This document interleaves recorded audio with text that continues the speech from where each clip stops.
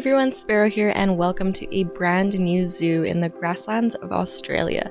With the release of the Oceania pack, I just knew I had to find a place for these adorable new critters, and since an Australian zoo was already on my list, I figured I would get it started. If you're new here, welcome! I'm so glad you stumbled across my channel, and if you're already a subscriber, thanks for stopping by again.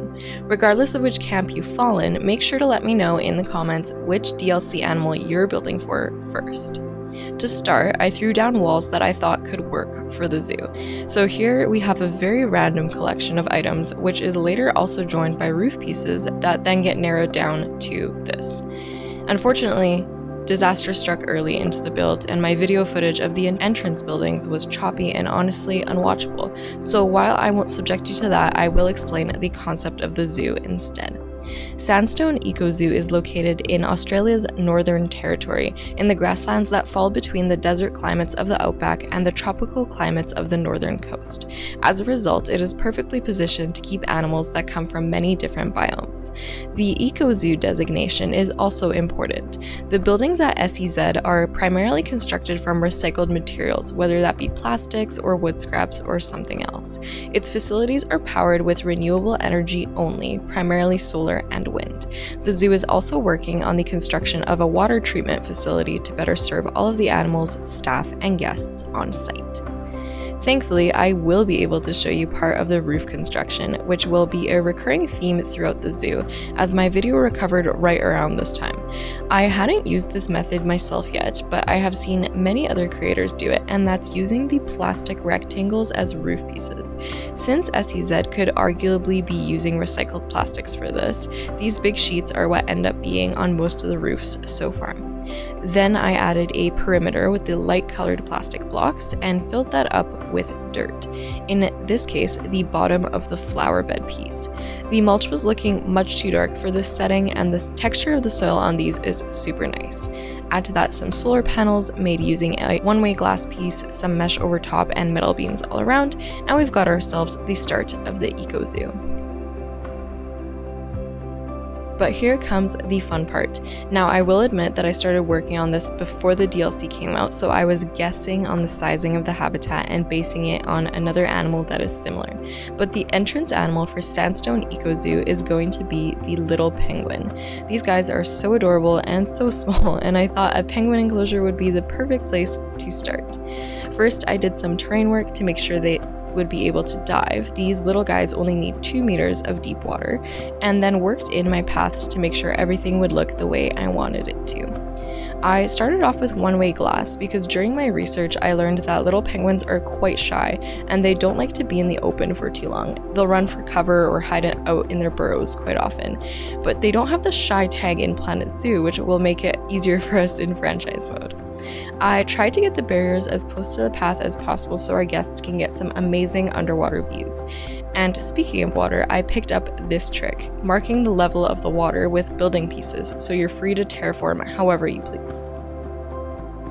Adding a small backstage building, there will be a staff area in here as well as an indoor pool and nesting boxes for the penguins. I have never built a pool before, so this was a fun challenge. Many tiles were placed, and I decided to keep the interior blue to match the color of the penguins. Aside from being known as the little penguin, they are also commonly called the blue penguin because of their color, or the fairy penguin because of their small size. These tiles, painstakingly placed, really help the interior come together. I think this might be the best interior I've ever done, honestly. Once the first wall is done, we'll copy that around the edge of the pool and manually fill in gaps where necessary.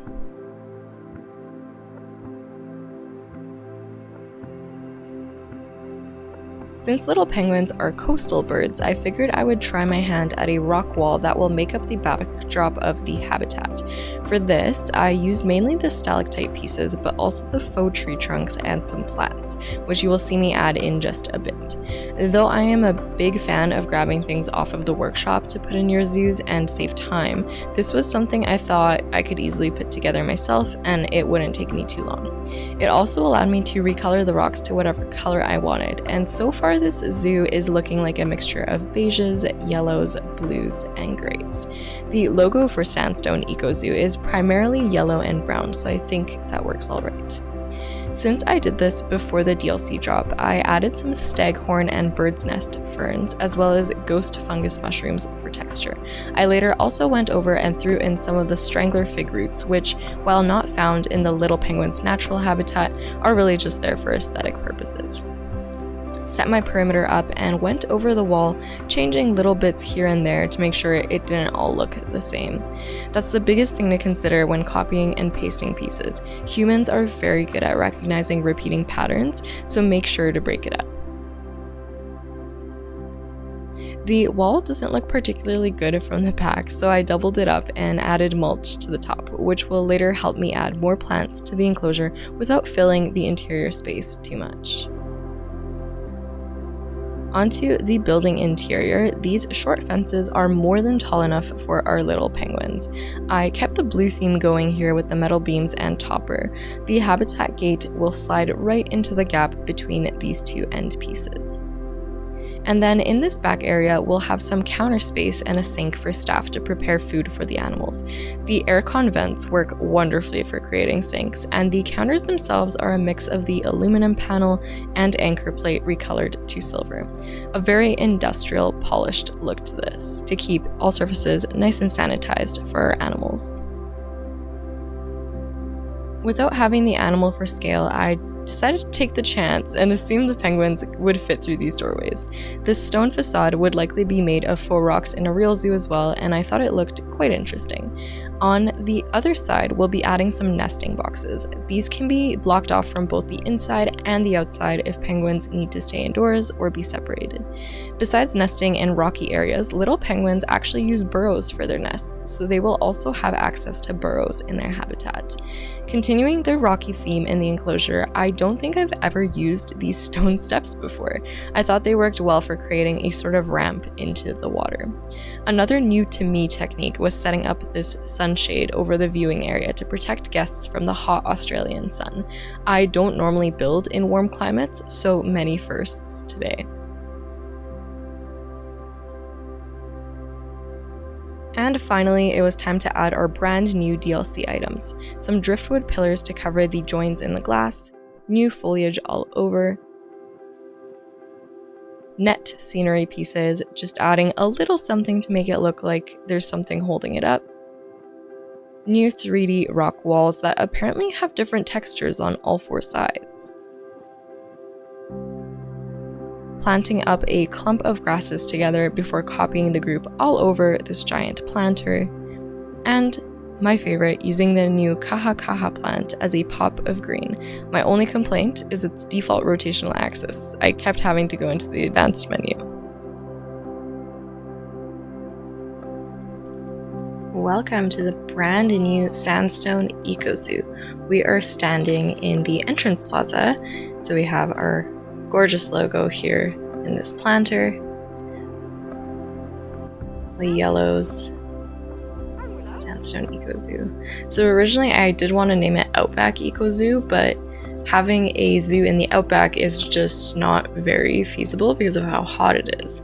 So I just decided to keep the iconography in there, the Uluru, which is made of sandstone. So I thought Sandstone Eco Zoo would make more sense. Over there will be the guest exit eventually, and we have our ticket booths, and we also have some membership windows over there, but that will come later. For now, here is the main entrance. Welcome to Sandstone Eco Zoo. And as we head into our plaza, there's not really anything here yet. In fact, there's grass growing through the plaza. But on our left, we have our walkway to the penguin exhibit. Over here in this corner, we do actually have an ice cream stand as well.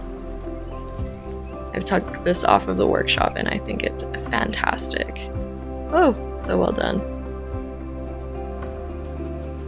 Alright, penguins! Let's see if we can spot any of our little guys.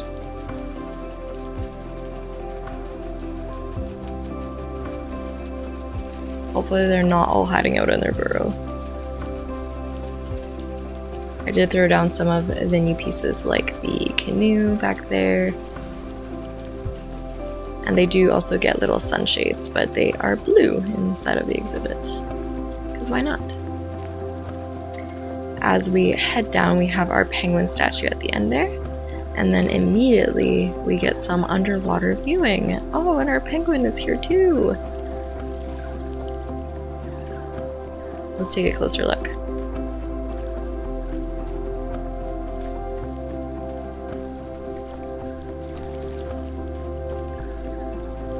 Just having a field day with that Peter.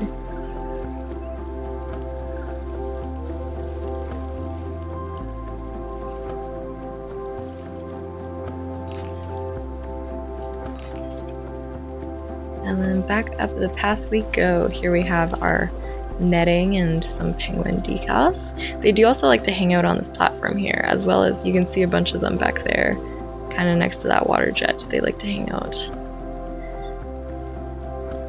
And here we have some indoor viewing. So this is the pool, as well as their feeding area.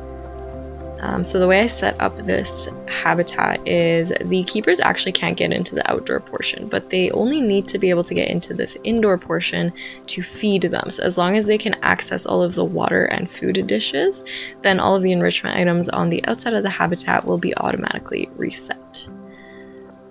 So let's go into our staff area. We have a fancy water filtration system for the animals here.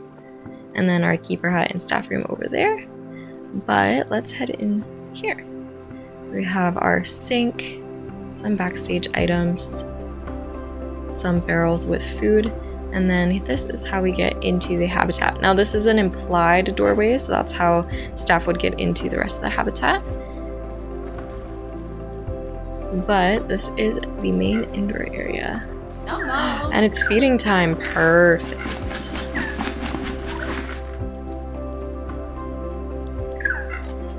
I love the sounds they make. They're so cute. Hey little guys.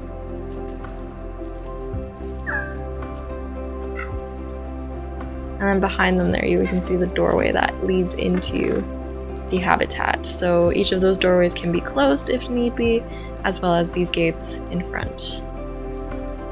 Let's make our way into the habitat. We have a little space here, and there we are.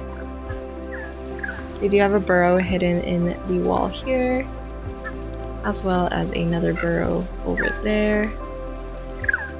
Plenty of room to walk around.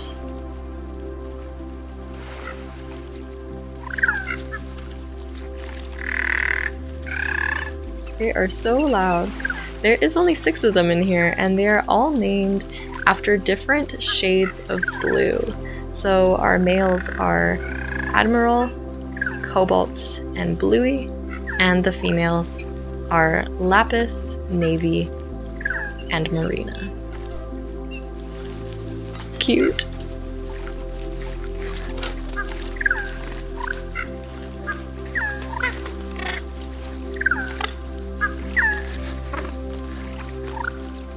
Looking like a great start to the Sandstone Eco Zoo.